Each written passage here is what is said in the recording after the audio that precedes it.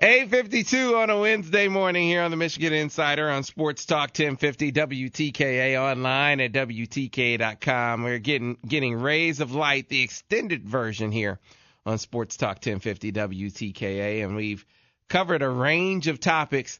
Marcus, let's go off the Michigan side of the ledger and just talk Big Ten in general.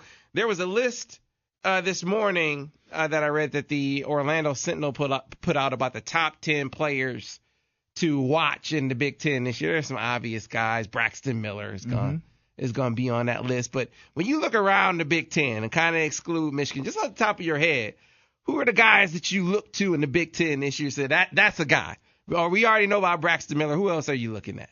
I'm gonna start with some running backs. I like David Cobb at Minnesota, and they have a young offensive line that is coming back. I believe they had 3 sophomores and 2 juniors up front, and he was a 1,000+ yard rusher.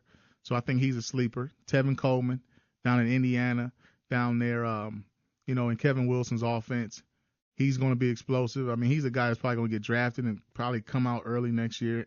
I wouldn't be surprised if he led the conference. But you got the Melvin Gordons. I think he's probably the best football player in the conference. And really? For sure, NFL guy. Yeah, I just think size and speed and his explosiveness, he's a game changer. I mean, Braxton Miller is going to be Braxton Miller. He's a 2-time player of the year, offensive player of the year in this conference. And so he's going to do what he does. It's the other guys you have to stop when you play against Ohio State. And then, Mark Wiseman, running back for Iowa. I think if he can stay healthy, he's a guy that can carry the load for Iowa and take some pressure off their passing game, which is never exciting.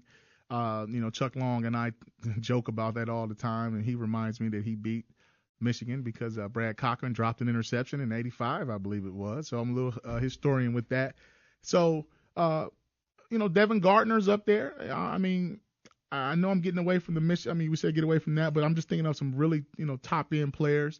And then Jeremy Langford. Yeah, that's one of the Langford and Connor Cook. Those are two guys they mentioned. Connor Cook developed into an NFL quarterback right in front of America's eyes last year, and the way he torched Ohio State secondary, which wasn't very good. They had some guys, but they weren't a good unit. I think Connor Cook is going to be the key to Michigan State.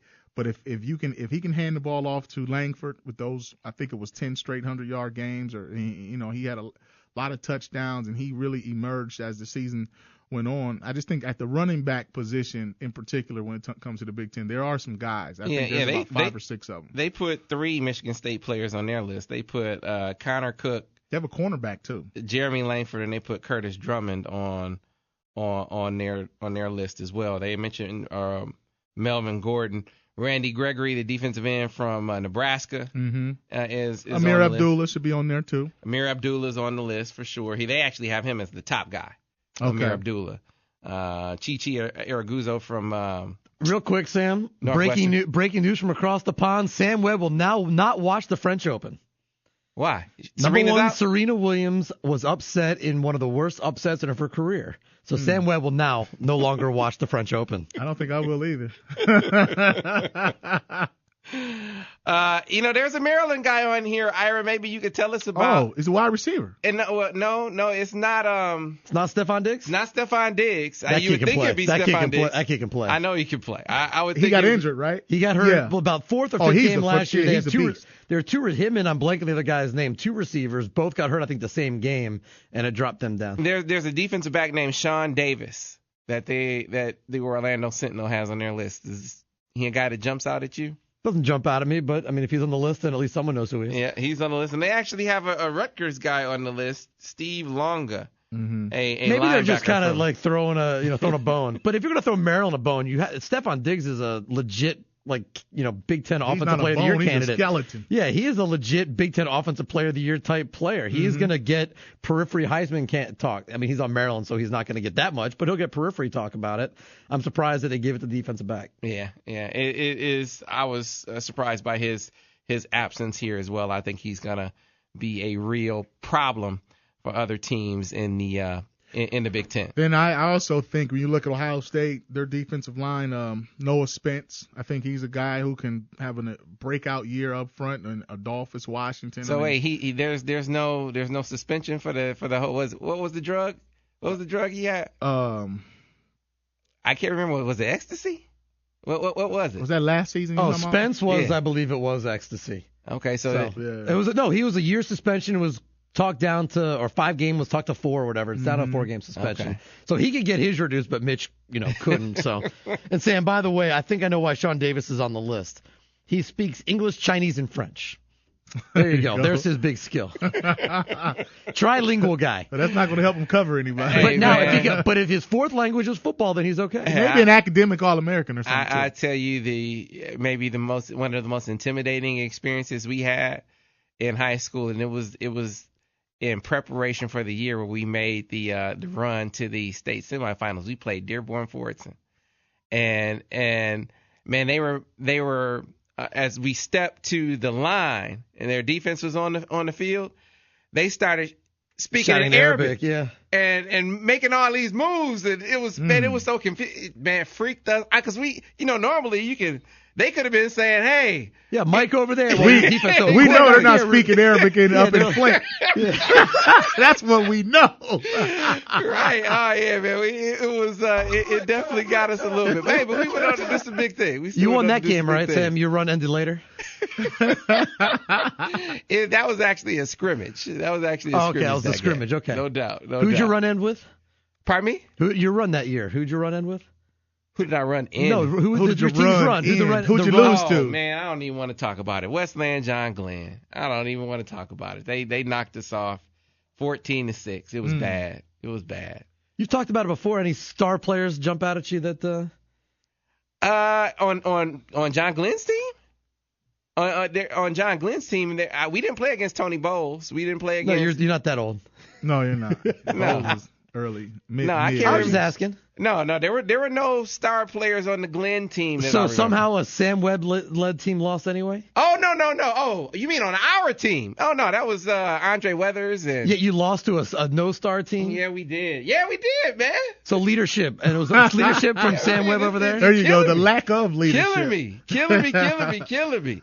Now, we had some real good players on that team, but John Glenn was better in that game, unfortunately. We stopped one game short of the Silver Dome. But Marcus, it's been enlightening. It's been engaging. Appreciate you taking the time. I guess the only other thing I would say is who wins the East, who wins the West in the NBA. You just see the Thunder tie it up. Do the Heat put the Pacers out of their misery tonight?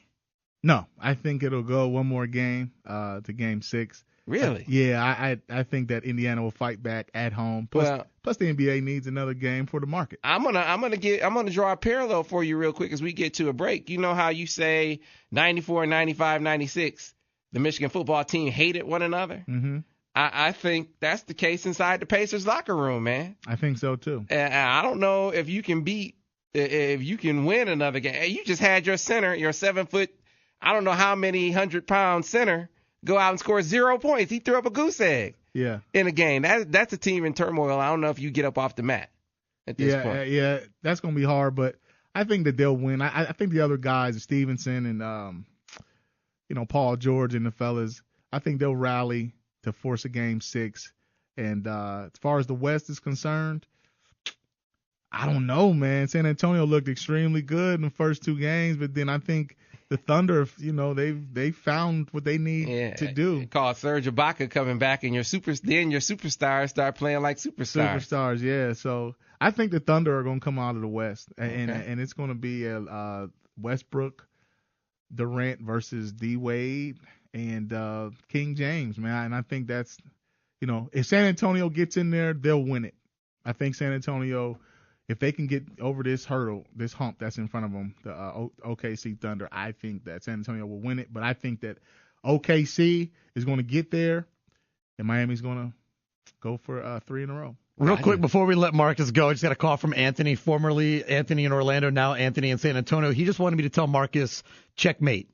Yeah, checkmate. And see, here's the thing about playing chess. I've been stalling him for 2 years now, and it's for a reason. because by the time I play Anthony in chess, you'll be a master. He won't even be interested, and you know what's going on. And this dude, that guy, he plays in like turn. I met him when I was down in Orlando. He came over to the Under Armour deal. He's like a tournament chess player. So he does it for money. Oh, so he literally meant checkmate. Yeah. Oh yeah, there's no doubt. Checkmate. There's no doubt. But I'm gonna work Anthony like a part-time job at some point.